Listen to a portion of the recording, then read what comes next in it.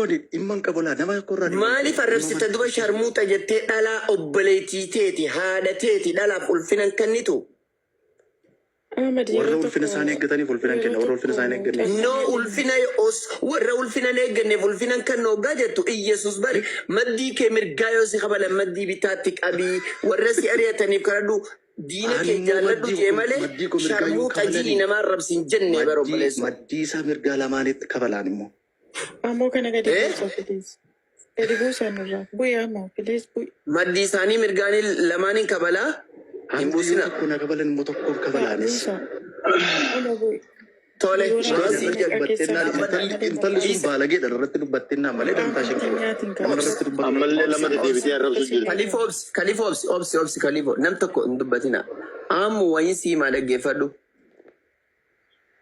tole naa himi gasti ani nama islaamaati tole yes kiristaanas islaamas sigala dubartiin akka dubartiitti yoo kiristaana taates ulfina qabdi eenyu bira amma gaafunola dubbiin mee akkamumatti yaa'amu paastara taatee sharmuuxa jettee intala dubartiidhaa diiboora arrabsame dhaggeeffadhu ani paasterii miti hamdi ani paasterii illee Ati miti pastor, you pastor, I know.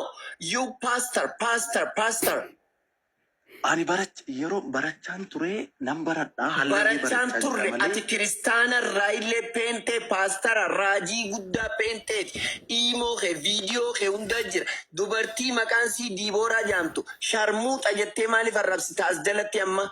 Sirraa eegamaa nama hojjetaa wangeelaa barsiisaa amantaa taate. hamdi ifa manaa godhe malee namoota narratti waan hin taane narratti dubbachuu barbaadan dhukkeeshin irraa kaasadhe ani barsiisaa Okay, dhukkeen irraa kaasi, dhukkeen irraa kaasa. hamdi koni imman qabola nama korra Maaliif arrabsita duba sharmuuxa jettee dhalaa obboleettiiteeti haadhate. shaadana qabsiisi bakka amma viidiyoo ba'een ashadu washadu jedha Dura tawaangeelaa qabadhu. ተናስተልን ተመልካቾቼ የቲክቶክ ላይ የምትመለከቱት ሰውዬ አጨበርባሪና ሌባ በቤተ ክርስቲያን ስም የሚነግድ ማለት የቸርች ስም አቋቁሞ ብዙ አረብ ሀገር ያሉ ሴቶችን በኦንላይን እየሰበከ በየወሩ ለቤተ ክርስቲያን ብሎ አስራት በኩራት እያለ እየተቀበለ ነበረ። በዚህ ምክንያት ይሄን በዛ ሀገር 2000 ብር ትልክ ነበረ በየወሩ ተሳስታ 84400 ብር ስትልክለት አሁን ሲያስተምራት ነበርና እንደ አባት ነበር የምታው መጨረሻ ብሩን ሲጠይቀው አልመልስም ብሎ ብሎክ አረጋት። ስለዚህ እሷ ላይ የደረሰ እይቶቼ ላይም እንዳይደርስ የቤተ ክርስቲያን አባቶችን ብትሆኑ ይሄ ሰው የቸርች እንዳሉና እዚህ ጎሮ አካባቢ ወይ ሰፈራ ከዛ አንድ ቸርች ላይ የተባረረ ቃለ ሕይወት ቤተ ክርስቲያን የተባረረ መሆኑን በማረጃ ያደረስኩበት ስለሆነ ሌላ ማረጃውን ደግሞ በምን እንዳቋቋመ ስሙ ቸርች ማቋቁሞ ምን እንደሆነ እንትን አደረጋችላችኋለሁ መልእክት አመጣላችኋለሁ ወይ ደግሞ ማረጃ ሰጣችኋለሁ። ባላችሁበት እናንተም ይሄን እንድትተባበሩ እላለሁ። አመሰግናለሁ።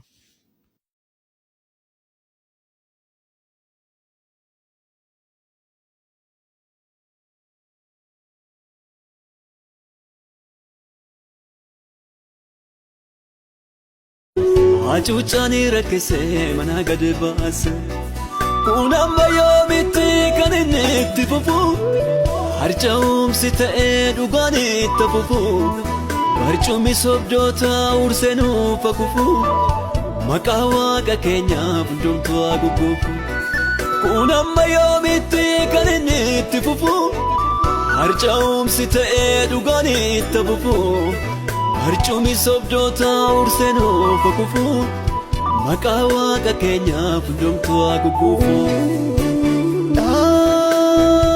dhaamsaanii dabarsa dhaamsaanii dabarsa gurraa dhaga'utti labsa. Dhaamsaanii dabarsa.